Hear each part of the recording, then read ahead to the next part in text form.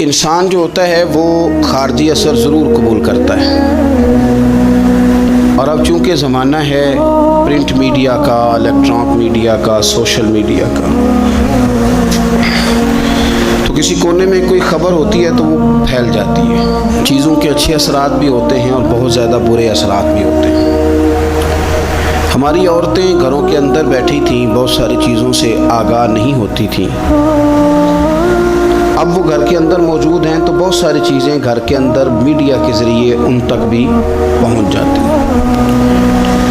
خیر کی چیزیں پہنچنا بڑا اچھا ہے، بڑا مبارک ہے، اس سے بہتری پیدا ہوتی ہے، لیکن جب شر پھیلتا ہے نا، شرارت کی جاتی ہے، تو عورت چونکہ اپنی عقل کے لحاظ سے اتنی مضبوط نہیں ہوتی جتنا کہ مرد ہوتا ہے، اور ذہن کے لحاظ سے اتنی پختہ نہیں ہوتی جتنا کہ ایک مرد ہوتا ہے، تو بیچاری اس کا جب اثر قبول کرتی ہے تو وسوسوں کا شکار ہوتی ہے۔ اور پھر جس طرح آج کل جدید خواتین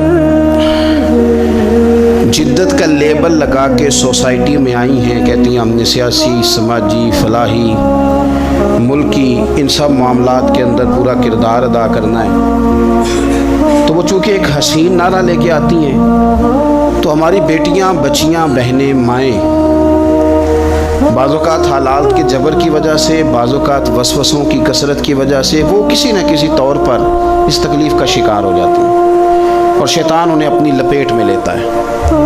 کرنے کا کام یہ ہے کہ عورتوں کو بتایا جائے کہ تمہارا اصل سبق ہے کیا، تمہارا دین کے اندر کردار کیا ہے، تمہاری فضیلت کیا ہے، حقوق کیا ہے، تمہیں کتنا نوازا گیا ہے، اور تمہارا کردار بڑا شاندار رہا۔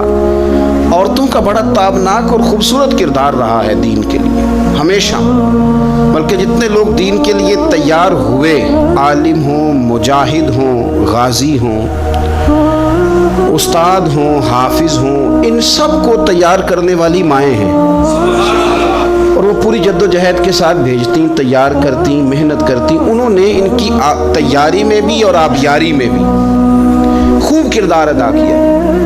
اب یہ کہ مزید آنے والی نسل میں جو ہماری بیٹیاں ہیں، ان کو ہماری جو اسلاف میں خواتین گزری ہیں، ایک تو ان کے کردار سے ہمیں آگاہ کرانا چاہیے، تاکہ بچیاں بجائے آج کی کسی جدید عورت سے جڑنے کی بجائے وہ سیدہ عائشہ صدیقہ سے جڑیں، وہ سیدہ پاک سیدہ فاطمہ الزہرا سے جڑیں، وہ جو کنیزیں ہیں حضور صلی اللہ علیہ وسلم کے دین کی، حضرت ام سلیم کے ساتھ جڑیں، حضرت ام شریک کے ساتھ جڑیں، حضرت ام عمارہ کے ساتھ جڑیں، انہوں نے جڑنا ہو تو حضرت ام سلمہ کے ساتھ جڑیں، وہ ان سب خواتین کے ساتھ ان کا تعلق مضبوط ہو۔ اور دوسرا یہ بھی ایک بات یاد رکھیں کہ 40، 50، 60 عورتیں کسی جگہ نکل کے کوئی دھما چوکڑی کرتی ہیں تو وہ 22 کروڑ کے ملک میں رہنے والی ہماری پاک ماؤں کی نمائندہ کبھی بھی نہیں ہو سکتی۔ اس لیے دنیا ان کا چہرہ دیکھ کے، بلکہ ان کا مکروہ چہرہ دیکھ کے، ہمارے گھروں میں حیا کا پردہ پہن کے بیٹھنے والی عورتوں کو اس پر کبھی بھی وہ قیاس نہ کریں۔ الحمدللہ آج بھی مائیں پاک دودھ پلاتی ہیں تو رسول اللہ کا نام جپنے والے بیٹے پیدا ہوتے ہیں۔ تو اس لیے کوئی ایسی مایوسی، کوئی ایسی کمزوری، کوئی یہ نمائندہ نہیں ہے۔ یہ تو چونکہ دنیا میں ہمارے ہاں ہوتا یہ ہے کہ کوئی بندہ کوئی فضول بات کرتا ہے تو میڈیا اس کو کوریج زیادہ دیتا ہے، تو لوگ سمجھتے ہیں پتہ نہیں کیا ہو گیا۔ ایسی کوئی بات نہیں ہے، یہ تو چند لوگ ہیں، وظیفہ خوار ہیں، خریدے ہوئے لوگ ہیں، اور ان کو جان بوجھ کے لا کے یہاں مسلط کیا جاتا ہے، معاذ اللہ پاکستان کی شکل دکھانے میں کچھ اپنے اس میں ملوث ہوتے ہیں، تاکہ ایک بگڑی ہوئی صورت لوگوں کے سامنے پیش کی جائے۔ یہ وطن ہے داتا علی اجویری کا اور بابا فرید الدین مسعود گنج شکر کا، یہ اللہ والوں کا وطن ہے، یہ حضرت محدث اعظم پاکستان کا وطن ہے۔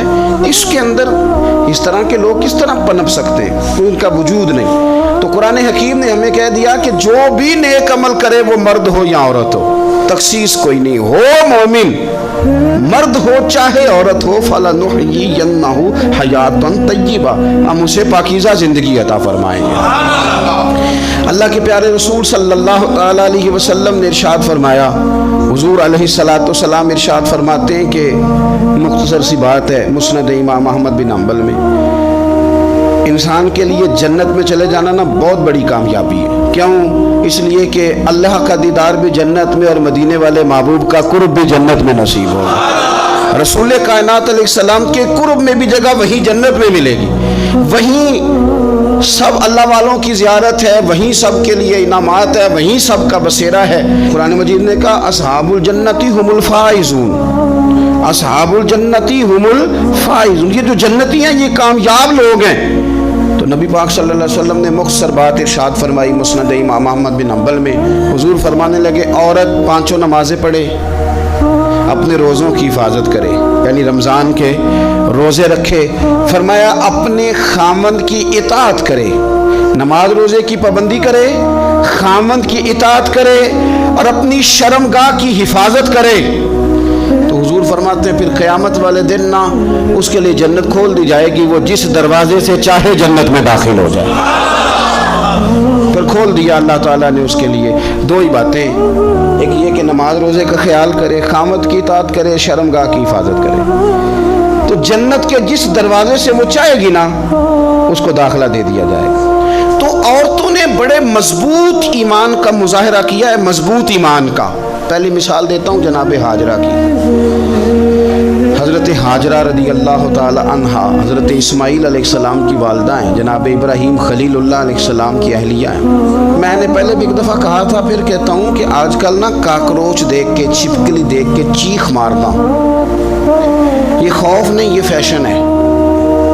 اسے پتہ چلتا ہے کہ یہ برگر فیملی ہے, اسے پتہ چلتا ہے یہ امیر لوگ ہیں. یعنی کاکروچ کھا جاتا ہے کہ چھپکلی کھا جاتی ہے, لیکن یہ نا جی وہ جی ہمارا بچہ چیخ مارتا ہے اس کو دیکھ کے, کیا مطلب ہے بڑا پڑھا لکھا جی, بڑی سوبر فیملی. یہ پڑھے لکھے نہیں, یہ بزدل ہونے کی علامت. کمزور پڑھنا, ڈرنا, خوف کھانا, اللہ تبارک و تعالیٰ پر ایمان رکھتے ہوئے توکل میں کمزوری کرنا, معاذ اللہ. مسلمان کا تو یہ نظریہ نہیں نہ ہوتا. اور مسلمان عورتوں کا ہر وقت رونا کہ نصیب پتہ نہیں کیسے ہوں گے, پتہ نہیں کیا بنے گا, میرا تو کچھ بان ہی نہیں رہا. جب بات کرنا رو کے کرنا, جب سنانا دکھ ہی سنانا.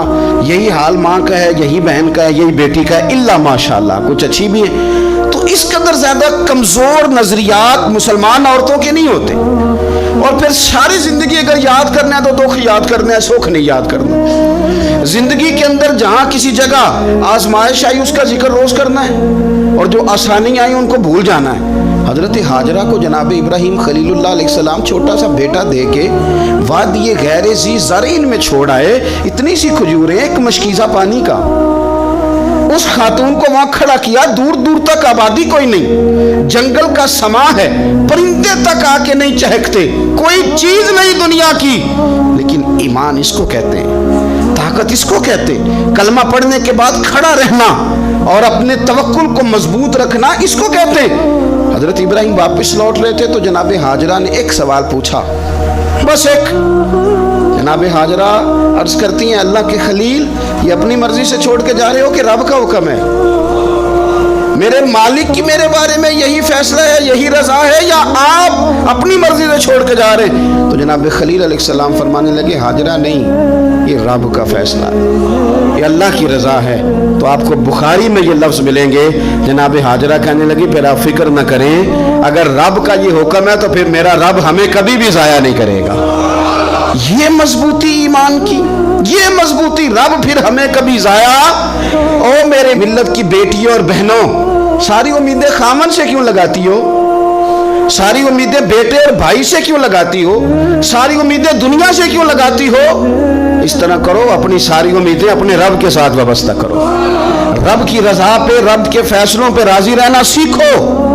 اگر تم یہاں ٹھہر گئی نا تو تمہارے پھر آنسو بہیں گے ضرور پر اللہ کی بارگاہ میں, پھر تمہاری دعائیں کے لیے ہاتھ اٹھیں گے ضرور پر اس کا کرم طلب کریں, پھر کمزور باتیں نہیں کرو گی. اس طرح ایمان عورتوں کا مضبوط تھا, اسی طرح ہماری جو اسلاف میں خواتین گزری ہیں صحابیات, ان کا نا تبلیغ کا جذبہ بھی بڑا مضبوط تھا, بڑا مضبوط تبلیغ کا جذبہ. حضرت ام شریک رضی اللہ تعالی عنہا قبیلہ بنو عامر سے تعلق رکھتی تھی, پر مکے میں آئی ہوئی تھی, گھر گھر جا کے رسول اللہ کا دین بتاتی. ان دنوں میں نہیں جن دنوں میں پھول پھینکے جاتے ہیں تبلیغ کرنے والوں پر, جن دنوں میں نعرے لگتے ہیں ان دنوں میں نہیں, ان دنوں میں جب چھپ چھپ کے لوگ دین کی بات کرتے تھے. حضرت زید بن ارقم رضی اللہ تعالیٰ عنہ کے گھر میں لوگ بیٹھ کے دین سیکھتے تھے. یہ خاتون مجھے آج کہہ لینے دیں یار, مجھے کہہ لینے دیں. ووٹوں کی ضرورت ہو تو عورتیں گھر گھر چلی جاتی ہیں. ایک سیٹ کی ضرورت ہو تو بیویوں کو گھر گھر بھیج لیا جاتا ہے. یہ دیکھو, یہ ایمان ہے رسول اللہ صلی اللہ علیہ وسلم پر, صحابیات کا یہ کمال ہے کہ گھر گھر وہ بھی گئی ہیں, پر ووٹ کے لیے نہیں, رسول اللہ کے دین کے لیے, رسول اللہ کے دین کے لیے. گھر گھر حضرت ام شریک جاتی, جا کے نا, اور وہ طریقہ تھا نا, عورتوں کو قائل کرتی. بڑے کٹھن حالات تھے اسلام پر, اعلانیہ کوئی بات نہیں کر سکتا تھا. حضرت ام شریک کہتی ہیں میں عورتوں کو بلاتی, کہتی میری بات سنو. جب وہ قریب آتی تو میں نے نبی پاک کا دین بتاتی, سائیڈ پہ کر کے کونے میں نا تھوڑا تھوڑا, یار آپ ذرا اس کا لطف تو لیں, اس کا ذائقہ تو دیکھیں. حضرت ام شریک کہتی ہے میں گھر گھر جاتی, بتاتی. تو کافروں کو پتہ چل گیا کہ یہ تبلیغ کرتی ہے. انہوں نے مجھے بلایا, کہنے لگے تیرے برادری اور قبیلے کا مسئلہ نہ ہوتا تو ہم تجھے قتل کر دیتے. اب ہم تجھے واپس بھیجتے ہیں. چند مردوں کو میرے ساتھ کیا, مجھے گھوڑے اور اونٹ کی ننگی پشت پر باندھ لیا. ننگی پشت پر لمبا سفر کرنا مشکل ہوتا ہے, پسینہ آئے, بڑی تکلیف ہوتی ہے گھوڑے پر بیٹھ. اب وہ کوئی کجاوا نہیں, کوئی چیز نہیں, اسی طرح باندھ کے لے گئے. اور فرماتی ہیں کہ 3 دن اور 3 راتوں کا وہ سفر تھا. رستے میں وہ خود چھاؤں میں بیٹھتے اور مجھے باندھ کے دھوپ میں ڈال دیتے. 3 دن میں نے زمین پر چلنے والی کسی چیز کی آواز نہیں سنی, لیکن وہ جب نبی پاک کے دین کی بات پوچھتے تو میرا کلیجہ خوشی کے ساتھ ٹھنڈا ہو جاتا, آنکھیں کھل جاتی اور میں کہتی کیا بات ہے میرے نبی پاک کے دین کی. اس کیفیت میں بھی وہ تبلیغ کی لذت اپنی جگہ موجود. حضرت ام شریک رضی اللہ تعالیٰ عنہ فرماتی ہے کہ جگہ انہوں نے مجھے لٹا دیا باندھ کر. پیاس بڑی شدید تھی, پانی پینے کو دیتے نہیں تھے, روٹی کھانے کو. یہ ایک عورت کی بات کر رہا ہوں, یہ خاتون کی بات کر رہا ہوں. آج کل تو ہمارے بچے شام کو سالن ٹھیک نہ پکا ہو تو موبائل توڑ دیتے ہیں. یہ قوم نہیں میدانوں میں جا سکتی, جہاد نہیں کر سکتی. خاتون کہتی ہے کہ شدید پیاس تھی اور مجھے باندھ کے لٹایا ہوا تھا. مجھے جب تکلیف بڑھ گئی تو اچانک میں نے دیکھا پانی کا ایک ڈول برآمد ہوا ہے. میں نے اس سے تھوڑا سا پی لیا, پر طلب ابھی باقی تھی. وہ پھر آ گیا برتن, میں نے پھر پیا. طلب ابھی باقی تھی, پھر برتن آ گیا. امام ابو نعیم نے اس کو لکھا ہے حلیۃ الاولیاء میں. فرماتے ہیں تیسری دفعہ وہ پھر بھرا ہوا ڈول پورے کا پورا آ گیا. اب میں نے پیا بھی, اپنے کپڑوں پہ بھی چھڑکا. جب وہ سارے بیدار ہوئے تو مجھے آگے کہنے لگے کہ تو نے ہمارا پانی استعمال کیا ہے. فرماتی ہے پھر انہوں نے اپنے برتن دیکھے, مشکیزیں دیکھے تو بھرے ہوئے تھے. میرے قریب آ کے کہنے لگے یہ پانی کہاں سے آیا؟ تو میں نے کہا تم ابھی میرا عقیدہ نہیں سمجھے, یہ میرے رب نے مجھے دیا ہے, میرے رب نے مجھے دیا. فرماتی ہے مجھے باندھ کے لے جا رہے تھے, پر جب میری بات سنی نا تو بول کے کہنے لگے ہمیں سمجھ آ گئی ہے تیرا دین ہمارے دین سے بہتر ہے, تیرا عقیدہ ہمارے عقیدے سے بہتر ہے. اور ایک روایت میں یوں بھی ہے کہ وہ باندھ کے لے جا رہے تھے, پر یہ کمال دیکھا تو کلمہ پڑھ کے مدینے والے کے غلام بن گئے. صحابیات نے نا بڑا جم کے دین کا کام کیا. عقیدہ, پھر تبلیغ, پھر میدان جہاد. عورتیں جہاد میں جایا کرتی تھیں, وہ زخمیوں کو پانی پلاتی تھی, مرہم پٹی کرتی تھی. پہلے اپنے جسم کے ساتھ بڑی بڑی پٹیاں لپیٹ کے لے جاتی, جہاں کسی زخمی کو ضرورت ہوتی وہ پٹیاں کرتی. اور اعصابی طور پر مضبوط رہ کے میدان کے اندر جہاد وہ بندہ کرتا ہے جو یقین کامل کی دولت جسے نصیب ہو, جسے پتہ ہو کہ یہ میں مروں گا تو میرا مرنا رائے گا نہیں, اللہ مجھے شہادت کا درجہ عطا فرمائے گا. لیکن اگر یہیں سے بندہ اپنے آپ کو مطمئن نہ کر سکے تو میدان میں جائے گا. یقین کامل ہو, اگر ہو یقین کامل پیدا تو پھر کٹ جاتی ہیں زنجیریں, پھر انسان آگے مضبوطی سے آگے بڑھتا ہے. نبی پاک صلی اللہ علیہ وسلم جب جہاد کے لیے تشریف لے جاتے نا تو عورتوں پر کسی نہ کسی شخص کو نمائندہ بنا کے چھوڑ کے جاتے تھے. ایک دفعہ مولا علی شیر خدا کو بھی چھوڑ کے گئے, حضرت عبداللہ ابن مختوم رضی اللہ تعالیٰ عنہ کو بھی ایک دفعہ چھوڑ کے گئے. ایک موقع پر نا حضور نے عورتوں کو ایک جگہ پہ چھوڑا پیچھے, تو وہ قلعہ تھا حضرت حسان بن ثابت رضی اللہ تعالیٰ عنہ, بڑا مضبوط قلعہ تھا. اس قلعے کے اندر خواتین ساری محفوظ کر کے ان کو وہاں بٹھا دیا گیا. حضور جہاد کے لیے چلے گئے. اب وہاں قلعے میں عورتوں کو اس لیے رکھا گیا تھا کہ یہاں یہودی بھی ہیں, تو ایسا نہ ہو کہ ہم باہر لڑیں تو وہ اندر سے کوئی شرارت کر دیں, لہٰذا عورتیں محفوظ رہیں. حضرت حسان بن ثابت رضی اللہ تعالیٰ عنہ کی ڈیوٹی تھی تلوار لے کے حفاظت کرنے کی، تو ایک یہودی آ گیا، وہ اب ٹو کرنے لگا، تجسس کرنے لگا کہ یہاں عورتیں ہیں تو کوئی مرد بھی ہے کہ نہیں، دائیں بائیں دیکھنے لگا۔ حضرت صفیہ رضی اللہ تعالیٰ عنہ نے توجہ کی، جناب حسان بن ثابت سے کہنے لگے 1 منٹ لگا اس کی گردن مار دے، ایسا نہ ہو کہ یہ جا کے بتا دے، گردن اڑا دے۔ حضرت حسان بن ثابت ذرا تھوڑی کوشش کرنے لگے، ارادہ کرنے لگے، آگے بڑھنے لگے، تو ابھی وہ تیاری میں ہی تھے تو حضرت صفیہ رضی اللہ تعالیٰ عنہ خود نکلی پیچھے سے ہو کے، ذرا سا ایک ستون کے پیچھے چھپی، ہاتھ میں بڑا سا ڈنڈا پکڑا، وہ آپ کے قریب سے گزرنے لگا۔ تو یہ خاتون کی بات کر رہا ہوں، خاتون کی، کسی مرد کی ضرورت ہے عورت کو تنگ کر جائے؟ شرط یہ ہے کہ عورت کے اندر بھی تو غیرت ایمانی ہو نا، اس کے اندر بھی تو وہ قوت ہو نا، ایسا نہ ہو کہ وہ کمزور پڑ جائے۔ ہاتھ کے اندر ڈنڈا تھا، جب وہ یہودی پاس سے گزرنے لگا تو اللہ اکبر کہہ کے بی بی نے اتنے زور سے مارا ڈنڈا، حضور کی پھپھو نے ایک ہی ڈنڈا کھایا اور وہ زمین پہ ڈھیر ہو گیا۔ حضرت صفیہ نکلی اور جناب حسان بن ثابت سے کہنے لگی مجھے آتی ہے شرم، کیونکہ جب کسی کو مار دیا جائے تو اس کا مال مال غنیمت ہے نا کافر کا، اب اس کی زرہ اتارنی ہے، اس کی تلوار لینی ہے۔ فرمایا مجھے شرم آتی ہے، وہ مرد ہے، اس طرح کرو مار میں نے دیا، سامان تم اتار کے لے آؤ۔ یہ قوت تھی مسلمان عورتوں کے اندر، یہ شوق تھا، یہ جذبہ تھا۔ ہمارے ہاں نا وہ روز روز کی کمزوریاں، عورتوں کا روز آنسو بہانا اور جہاں بھی سنانا دکھ ہی سنانا، اس نے انہیں کمزور کر دیا۔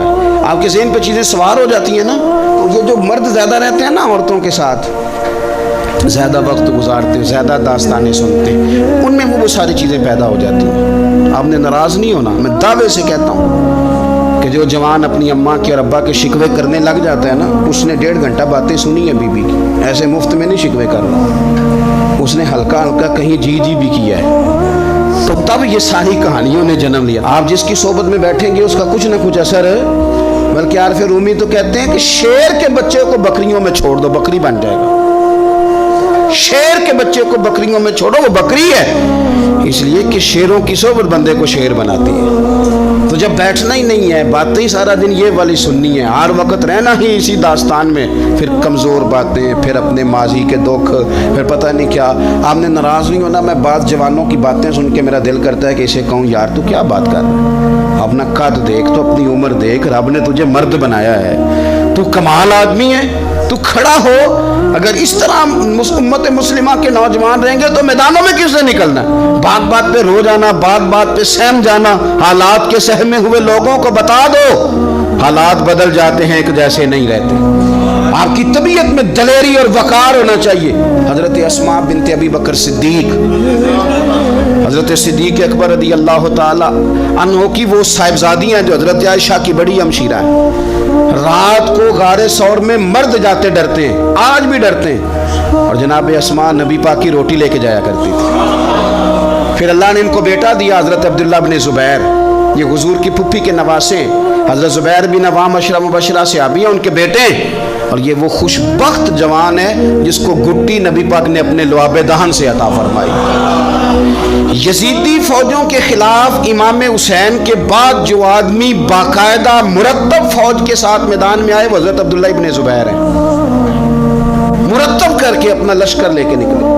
حضرت اسماء بوڑھی ہو گئی تھی، 90 سال عمر تھی، نظر نہیں آتا تھا۔ حضرت عبداللہ ابن زبیر جب لڑے یزیدی فوجوں کے خلاف تو کچھ ساتھی شہید ہو گئے، کچھ کے قدم پیچھے ہٹ گئے۔ حضرت عبداللہ ابن زبیر ماں کے پاس آئے اور ماں سے آ کے کہتے ہیں اماں میرے کچھ ساتھی کمزور پڑ گئے، کچھ شہید ہو گئے، اور یہ بڑے سخت لوگوں کی فوج سے ہمارا مقابلہ ہے، تو اس وقت تیرے ساتھ کوئی خدمت گزار نہیں، میں تیرا اکیلا سہارا ہوں، ماں تو بتا میں کیا کروں، آگے جاؤں کہ واپس مڑوں؟ نابینا ہیں حضرت اسماء، عمر ہے 90 سال، بیٹے کی پشت پہ ہاتھ رکھ کے کہتی ہیں پتر پہلے یہ بتا کہ تو حق پہ ہے کہ نہیں، تو حق پہ ہے کہ نہیں؟ ان ماں کی گود میں اسلام پلا کرتا تھا، حق پہ ہے کہ نہیں؟ تو حضرت عبداللہ ابن زبیر کہنے لگے اماں میں حق میں ہوں. تو حضرت اسماء کہنے لگی پتر پھر میدان میں جا اور میرا پتر ایک میرے ساتھ وعدہ کر, کوئی بھی تیر پشت پہ نہ کھانا, سارے سینے پہ کھا کے آنا. حضرت عبداللہ ابن زبیر عرض کرنے لگے اماں یہ بڑے ظالم قسم کے دشمن ہیں, یہ آنکھیں نکال دیتے ہیں, ہونٹ کاٹ دیتے ہیں, جسم کے ٹکڑے ٹکڑے کرتے ہیں, تو سہ لے گی؟ کیا جواب ہے, کیا طاقت ہے, کیا ہمت ہے. حضرت اسماء فرمانے لگی پتر بکرے کو نہ صرف ذبح ہوتے وقت تکلیف ہوتی ہے, کھال اترتے وقت کوئی تکلیف نہیں ہوتی. جہاں میرا بیٹا میدان میں. حضرت عبداللہ ابن زبیر شہید کر دیے گئے. ان کی لاش مبارک مکہ مکرمہ کے چوک میں جنت المعلیٰ کے پاس لٹکا دی گئی. حجاج بن یوسف نے حضرت اسماء کو بلایا اور بلا کے کہنے لگا تجھے پتہ ہے تیرا بیٹا لٹکا ہوا ہے؟ فرمانے لگی ہاں مجھے پتہ ہے, یہ بچپن سے ہی شاہ سوار ہے, یہ گھوڑوں پہ رہنا ہی پسند کرتا تھا. اور پھر کیا جملہ کہا. حجاج کے لوگ کہتے ہیں یہ فوجوں میں اور تلواروں کی جھنکار میں کبھی نہیں کانپا تھا, پر حضرت اسماء جو نابینا ہیں ان کے جملوں نے نرزہ طاری کر دیا. فرمانے لگی حجاج میرا پتر لٹک گیا ہے, کہیں تیرے آگے جھکا تو نہیں نا؟ لٹک ہی گیا ہے, جھکا تو نہیں میرا پتر؟ 14 دن تک لٹکے رہے, لاش مبارک لٹکی رہی, لیکن حضور کا لعاب دہن تھا نا. لوگ کہتے ہیں قریب سے گزرتے تھے تو دور دور تک خوشبوئیں پھیلی ہوئی, دور دور تک. مائیں ایک صحابیہ ہے, نام ہے ام عمارہ, جنگ احد میں زخمیوں کو پانی پلاتی. اپنے 2 بیٹے اپنا شوہر لے کے احد میں آئی, زخمیوں کو پانی پلاتی, مرہم پٹی کرتی. اچانک جنگ کا پاسا پلٹ گیا.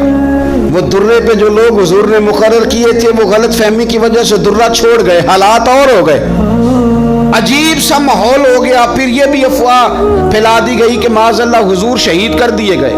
لوگوں کے حوصلے بڑے اور رنگ اختیار کرنے لگے. حضور کے گرد تھوڑے سے لوگ رہ گئے. او میرے بھائیوں, او ملت کی بیٹیوں بہنوں, یہ ہے تمہارا انداز دین کی خدمت میں, یہ خواتین کا انداز ہوتا ہے. حضرت ام عمارہ پہلے زخمیوں کی مرہم پٹی کرتی تھی, اب سارا کچھ پھینک دیا, تلوار لی اور جا کے نا حضور کے گرد کھڑی ہو گئی.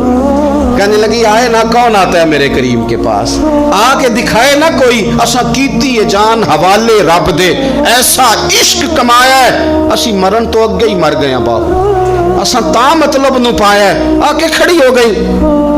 حضور فرماتے ہیں میں دائیں دیکھتا تھا تو ام عمارہ ہوتی تھی, میں بائیں دیکھتا تھا تو ام عمارہ ہوتی تھی, آگے دیکھتا تھا تو ام عمارہ, پیچھے ام عمارہ. حضور فرمانے لگے تو بہت سارے لوگوں سے سبقت لے گئی ہے, تو بڑے سارے لوگوں سے آگے نکل گئی ہے. ان کو زخم لگ رہے ہیں, تیر آ رہے ہیں, پر خاتون ہو کے ڈٹی ہوئی ہے. رسول اللہ صلی اللہ علیہ وسلم کے سامنے کھڑی, حضور پر آنے والے تیر اپنے وجود پہ لیتی ہیں. او میرے عزیز, رسول پاک علیہ السلام نے فرمایا تجھے رب نے بڑا حوصلہ دیا ہے. اتنا گہرا زخم بازو میں آیا کہ غار بن گئی, غار. اللہ کے پیارے محبوب نے نظر کرم فرمائی. حضور نے فرمایا کچھ مانگ لے. کہنے لگی سونیا اگر میری خدمت قبول ہے تو دعا کر دیں, اللہ قیامت کے دن بھی آپ سے دور نہ کرے, رب دور نہ کرے. حضور نے دعا کر دی, اے اللہ اس کو اور اس کے خاندان کو قیامت میں بھی میری رفاقت دینا. حضور کی دعا سنی تو باہر نکلی, فرمانے لگی لوگوں لو پھر میں نے اپنا مقصد پا لیا ہے, میں کامیاب ہو گئی ہوں. اب دنیا کی کوئی مصیبت بھی میرے اوپر آئے تو مجھے کوئی پرواہ نہیں, اس لیے کہ مدینے والے نے یہاں بھی کرم فرما دیا ہے, وہاں بھی کرم فرما دیا ہے. یہ طاقتیں تھیں ان خواتین کے. ایک تابعی بزرگ تھے حضرت ابو عبد الرحمن فروغ, صاحب تاریخ بغداد نے لکھا ہے وہ جہاد پہ چلے گئے, 30,000 دینار اپنی بیوی کو جاتے دفعہ دے گئے. کہنے لگے لو پاس رکھ لو, اور بیٹا بھی ماں کی گود میں ہی تھا. کچھ نے لکھا پیدا ہو چکے تھے, کچھ کا کہنا ہے کہ ان کے جانے کے 1-2 ماہ بعد بیٹے کی ولادت ہوئی, اور بیٹے کا نام کیا ہے ربیعہ بن ابو عبد الرحمن. اور یہ بیٹے وہ ہیں جو حضرت امام مالک جیسے لوگوں کے استاد ہیں, حضرت حسن بصری جیسے لوگوں نے ان سے پڑھا, خود جہاد پہ چلے گئے. آج تو فوجیوں کی نوکری ہے نا جی, ان کا یہ نظام ہے کہ وہ جاتے ہیں, انہیں تنخواہ ملتی ہے, چھٹی پہ آتے ہیں. اس زمانے میں یہ تھا کہ مال غنیمت سے حصہ ملتا تھا, اور فتوحات کا یہ طریقہ تھا کہ یہ علاقہ فتح ہوا تو آگے چلے گئے, وہ فتح ہوا تو آگے چلے گئے, وہ فتح ہوا تو آگے چلے گئے. کسی نے لوٹنا ہے تو پابندی نہیں تھی, لوٹ سکتا ہے. کچھ لوگ جہاد میں ہی رہتے تھے. حضرت ابو عبد الرحمن فروغ 27 سال جہاد میں رہے. 27 سال. یہاں تو خاوند باہر ہو تو بہت ساری عورتیں کہہ دیتی ہیں کہ تیرے ابے نے تو صرف پیسے کمائے. مصیبتیں تو ساری میں نے دیکھی معاذ اللہ. بعض جگہ, سب نہیں لیکن بعض جگہ کہہ دیتی ہیں کہ وقت نے سارے میں کیتے. 27 سال شوہر چلا گیا, واپس ہی نہیں آیا, 30,000 دینار دے کے چلے گئے. 27 سال کے بعد خیال آیا گھر کا. اب بیٹا محدث بن گیا, عالم بن گیا, اور کمال یہ کہ رہتے کہاں تھے؟ حضور کے مدینے میں, مدینۃ النبی میں, مدینہ منورہ میں صلی اللہ تعالی علیہ وسلم. اور ان کے صاحبزادے حضرت ربیہ یہ مسجد نبی میں, حضور کی مسجد میں بیٹھ کے نبی پاک کی حدیث پڑھایا کرتے. آئے گھر, دروازے پہ دستک دی, صاحبزادے نے دروازہ کھولا. نہ باپ بیٹے کو پہچانتا ہے نہ بیٹا باپ کو. جناب ابو عبد الرحمن اندر داخل ہونے لگے تو صاحبزادے نے کہا بوڑھے میاں میرے گھر میں بغیر اجازت کے کیوں داخل ہو رہے ہیں؟ تو وہ کہنے لگے تو بتا, تو نے میرے گھر پہ قبضہ کیوں کر رکھا ہے؟ اب جب بات زیادہ بڑھ گئی تو دونوں جانب سے لوگ جمع ہو گئے, شور اٹھا تو اندر سے والدہ نے سنا, پردہ سرکا کے دیکھا کہ میرے شوہر آ گئے 27 سال کے بعد. 27 سال کے بعد آپ اپنے صاحبزادے سے کہنے لگی بیٹا ان کو اندر آنے جو تمہارے والد ہیں.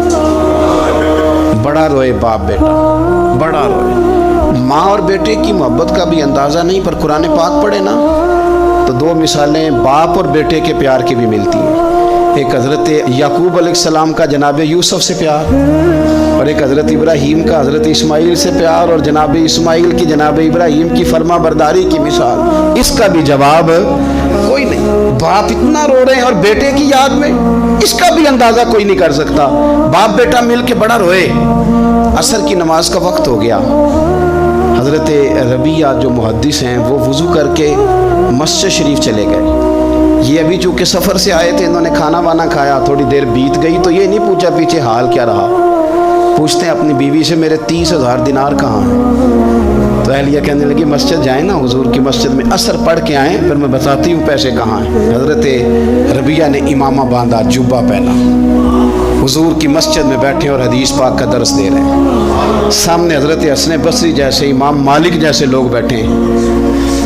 حضرت ابو عبد الرحمن فروغ جو ان کے والد تھے, عصر کی نماز پڑھ کے نا تو پوچھتے ہیں ایک شخص سے یہ کون ہے نوجوان کالی داڑھی والا, عمر زیادہ نہیں پر کس طرح شوق سے حضور کا دین بیان کر رہا ہے, کون ہے؟ تو بتانے والے نے کہا کہ حضور ایک نا ابو عبد الرحمن نام کے بزرگ ہیں, وہ 27 سال سے جہاد میں گئے ہوئے ہیں, یہ ان کا بیٹا ہے.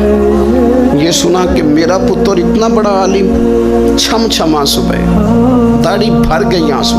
حضور کی مسجد میں تشکر کے آنسو, خوب روئے, خوب روئے. اٹھے گھر گئے, اور جب آنسوؤں بھرا چہرہ لے کے گھر آئے تو اماں ساری بات ہی سمجھ گئی.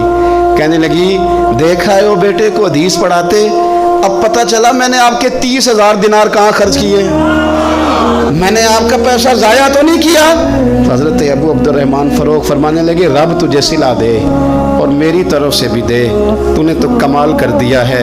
حدیث تیرا بیٹا پڑھا رہا تھا اور قد میرا اونچا ہوتا جا رہا تھا, سبق تیرا بیٹا دے رہا تھا اور یوں لگ رہا تھا کہ درجے میرے بلند ہو رہے ہیں. تو ماؤں نے کمال کیا, انقلاب کیا, بیٹیوں نے بہنوں نے دین کے لیے ہمیشہ اپنا کردار پیش کیا ہے. لہذا ان چند ایک وظیفہ خار اور ناپاک عزائم والے لوگوں کو سامنے رکھ کے ملت کی بیٹیوں کو قیاس نہ کیا جائے. آخر دعوانا الحمدللہ رب العالمین.